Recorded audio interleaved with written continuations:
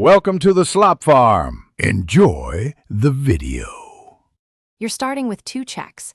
iOS and Messenger must be current so notification APIs work.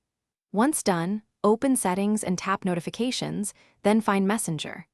Turn on Allow Notifications, choose Lock Screen, Notification Center, and Banners so alerts can display. Make sure sounds and badges are enabled. This first step ensures iPhone will accept alerts from Messenger. Without it, nothing else helps. You're enabling the channel before adjusting delivery details. Now go into the Messenger app itself. Tap your profile picture and open Notifications and Sounds to control how the app sends alerts.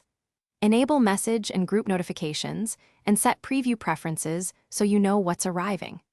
Make sure quiet mode or do not disturb within the app is off, and verify the notification schedule isn't limiting delivery times.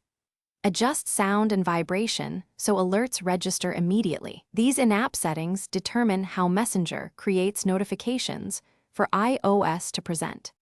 Finish by ensuring background and network systems allow timely delivery. Restart your iPhone to clear transient issues, and if problems persist, sign out of Messenger and sign back in or reinstall the app to refresh tokens. Verify background app refresh is on for Messenger, and that low power mode is off so background fetch runs. If late alerts remain, reset network settings or confirm Apple Push Notification Service access. This often fixes token or delivery glitches.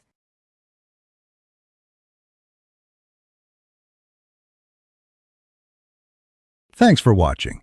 Consider subscribing if we helped you today.